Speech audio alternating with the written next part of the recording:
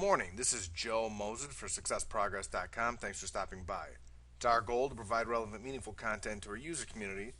Today we're going to profile the ABCs of building a business team that wins. The invisible code of honor that takes ordinary people and turns them into a championship team, written by Blair Singer. This book is part of the Rich Dad Advisor family. Being able to build a successful team is a sought-after talent. Think about your favorite professional, college, or Olympic sporting team. I bet hardcore football fans can tell you which teams won each Super Bowl. Can they tell you who came in second? Probably not, because nobody cares. Building a great team is by far the hardest component of business. You're dealing with unique personalities, qualities, and skill sets. So the question becomes, how do you do it? Blair answers this question in the book. Why is this important to me? I strive to not waste your time. I'm privileged that you stopped by and clicked on the video, and I can tell you that this is one of the most important topics you can study. You're either part of a losing team or a winning team. That's it. If you were ever part of a winning team, then you can still remember the connection, camaraderie, and code. If you consider the most effective teams, they all operate under a strict code of honor. This is critical in keeping the team united. The best example of this is seen in the U.S. Marine Corps. These guys have to run under a code or they die. It is that simple. Semper Fi, always faithful. Blair's book is concise and to the point. We'll outline creating a code of honor for your team. Why have a code? In the absence of rules, people make up their own rules. The best way to avoid upset, collision, and disharmony in any group is to make sure everyone is playing by the same rules. The code brings out the best in everyone who subscribes to it. Mission, team, individual. That is the order of the code. When people agree, then you have the foundation for a championship team. If you don't believe this, then just imagine if individual or team were first. Bernie Madoff put individual first, and Enron put their executive team first. Look what happened. If the Marine Corps put individuals first, then we would not have our freedom today.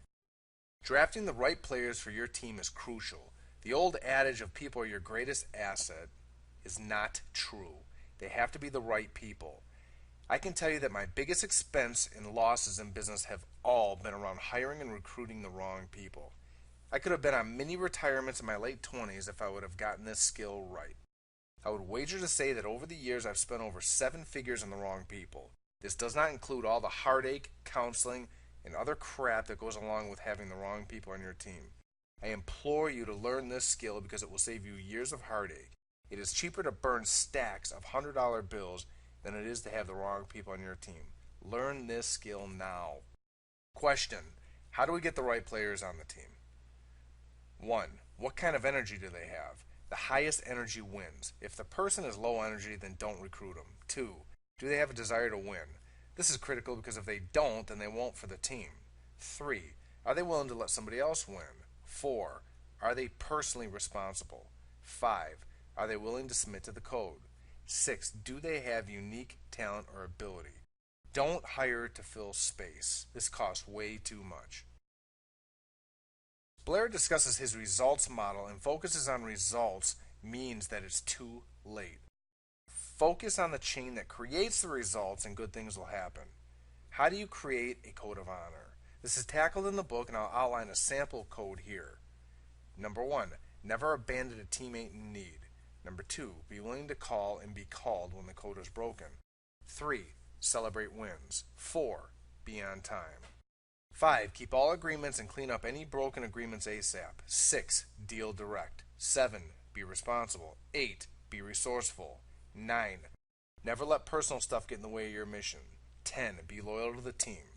11. Commit to personal development. 12. Don't seek or ask for sympathy or acknowledgement. 13. Everyone must sell. One critical component of championship teams is calling out breaches to the code. This is the most difficult part of the whole process. Think about it. You create the code, hire the right people, and then what?